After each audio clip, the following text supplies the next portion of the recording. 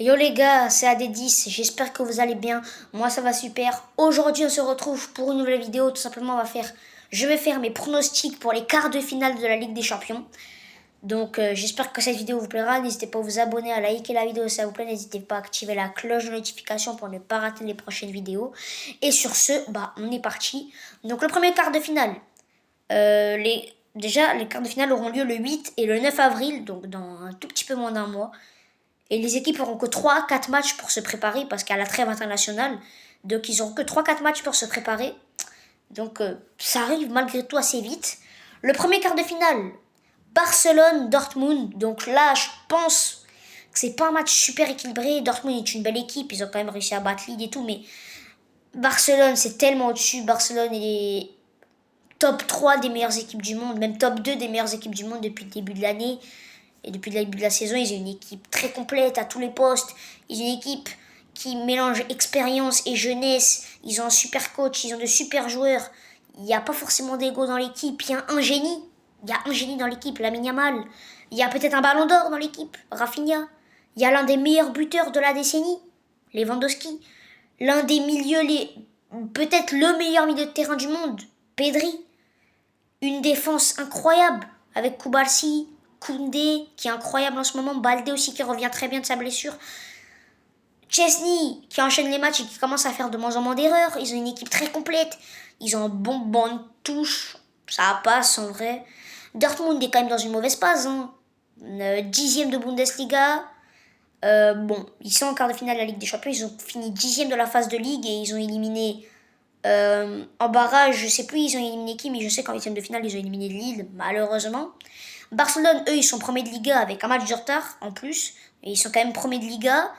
Euh, Ils ont fini deuxième de la phase de Ligue des Champions avec 6 victoires, un match nul, une défaite, je crois. Ou 7 victoires, une défaite, je sais plus, mais je sais qu'ils ont fait une défaite. Voilà. En huitième de finale, ils ont battu Benfica 2-1 à l'extérieur, avec un rouge en plus à 10 contre 11. Ils ont battu Benfica 2-1 à l'extérieur. 3-0 au retour avec un doublé de Rafinha, un superbe match de Yamal. Barcelone est largement favori. On sait jamais, Dortmund peut faire la surprise, mais honnêtement, je verrais Barcelone gagner les deux matchs, match aller et retour.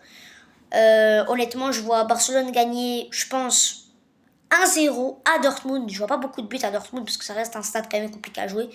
Je vois Barcelone gagner là-bas quand même avec l'efficacité.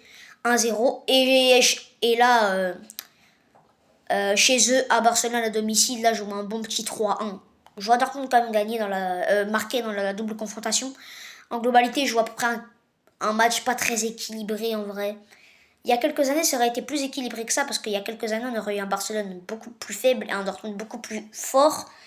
Mais là, honnêtement, là, il n'y a pas débat. Là, je vois Barcelone largement passer contre le Borussia Dortmund. Mais faut quand même pas sous-estimer non plus cette équipe de Dortmund parce que certes en Bundesliga c'est compliqué, mais en Ligue des Champions pour l'instant, ils sont quand même dans le haut de tableau de la phase de Ligue. Ils passent les barrages, ils passent les huitièmes de finale. Bon, pas de la meilleure des manières contre Lille, mais ils passent quand même, donc on sait jamais. Le deuxième quart de finale, Bayern Munich-Inter Milan. Là déjà on est sur un match beaucoup plus équilibré, on a deux équipes qui ont à peu près le même niveau.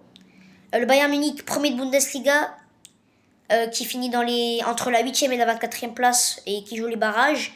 Ils éliminent, je crois, le Feyenoord en barrage ou un truc comme ça. Je crois que c'était une équipe néerlandaise. Je crois que c'est le Feyenoord, je crois. Non, c'est Celtic, ouais. Ils éliminent le Celtic en barrage et après, en 8e de finale, ils éliminent Feyenoord. Honnêtement, le Bayern Munich, belle équipe. Ils ont Kane, l'un des meilleurs buteurs du monde depuis déjà un bon 7-8 ans. Ils ont Olysée qui est arrivé, qui est une très bonne recrue. Ils ont une bonne profondeur de banc. Ils ont une bonne défense, mais Neuer ne sera peut-être pas rétabli à 100% pour le match aller. Le match aller est le 8 ou le 9 avril. Neuer revient début avril, normalement, fin mars, début avril. Donc, soit il reviendra à temps, mais il ne sera pas à 100%, soit il sera juste forfait. Donc ils devront peut-être faire soit avec un Neuer peut-être à 50% de ses capacités ou un Pérez Sogol, et ça peut faire très mal. De l'autre côté, on a l'Inter Milan, premier aussi de Serie A. Une belle équipe comme d'hab. Honnêtement, le duo Lautaro Martinez-Thuram fait très mal. Tous les deux, je crois, ils sont à peu près une quinzaine de buts déjà, tous les deux, individuellement. Ils ont un très bon milieu avec Çalhanoğlu, Barilla, ça joue au foot. Avec cette équipe en 3-5-2, la seule grosse équipe qui joue avec ce dispositif.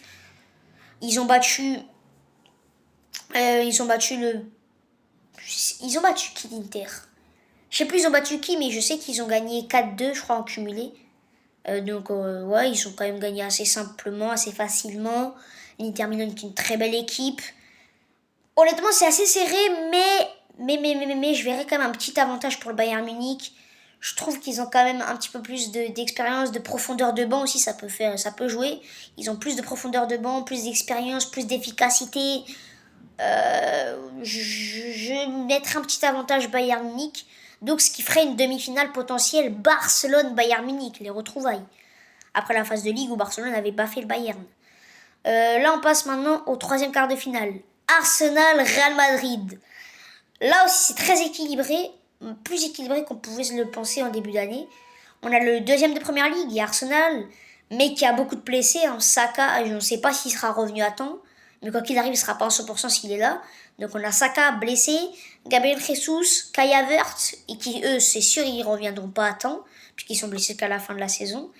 Donc ça fait quand même déjà au minimum de gros blessés, et Saka qui n'est toujours pas revenu. De l'autre côté, on a le Real Madrid, deuxième de Liga. La meilleure équipe du monde sur le papier. Sur le papier, c'est la meilleure équipe du monde. Sur le papier, mais sur le terrain, c'est très faible cette année.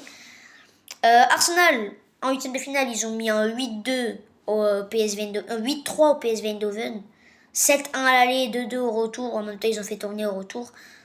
Qualification très facile. Le Real, eux, ils ont éliminé l'Atlético tellement difficilement au tir au but. Avec en plus un coup de chance avec le penalty touché 2 fois de Julián Alvarez.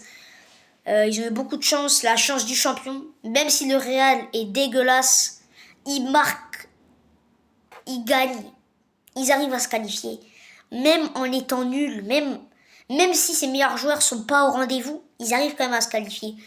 La chance du champion. Comme quoi, il n'y a pas besoin d'être flamboyant pour gagner et pour se qualifier.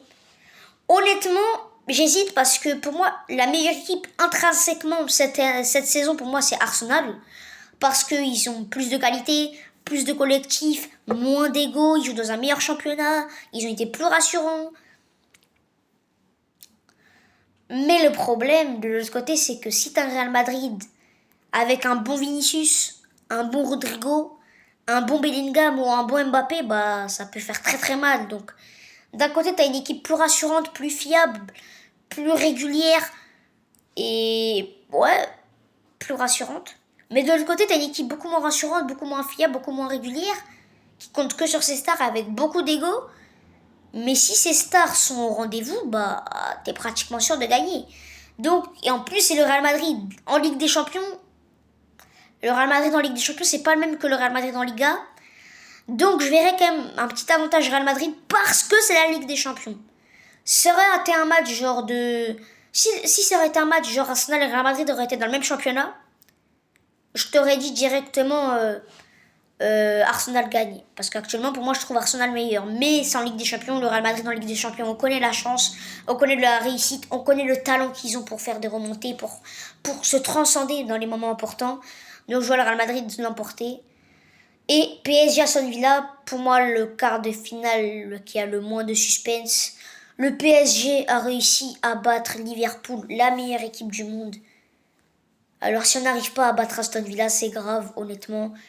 Je vois le PSG gagner les 2 matchs à domicile et à l'extérieur. Honnêtement, pour moi, il n'y a pas de débat du tout.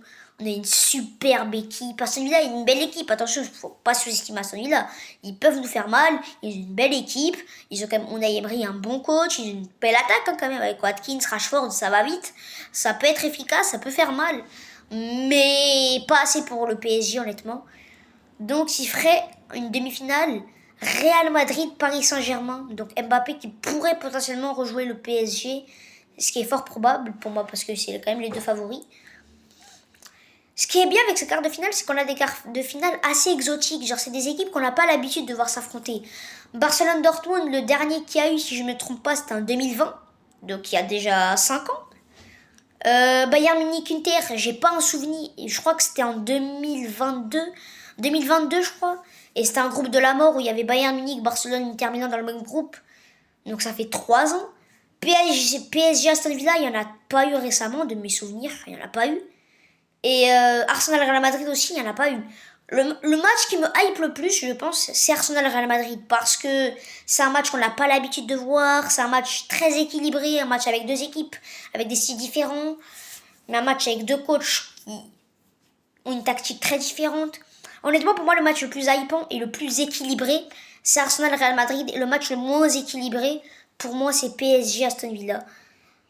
Mais voilà, on va quand même débriefer PSG Aston Villa, je pense. Donc j'espère que cette vidéo vous aura plu. On se dit à la prochaine pour une prochaine vidéo. Sûrement le débrief de PSG Marseille dimanche. Ce sera sûrement la prochaine vidéo qui sortira peut-être lundi. Le débrief de PSG OM, le Classico. Donc j'espère que cette vidéo vous aura plu. On se retrouve lundi pour le débrief de la déroute du PSG qu'aura mis à l'OM. Je rigole les Marseillais. On se dit à la prochaine. Prenez soin de vous. Stade 10. Ciao.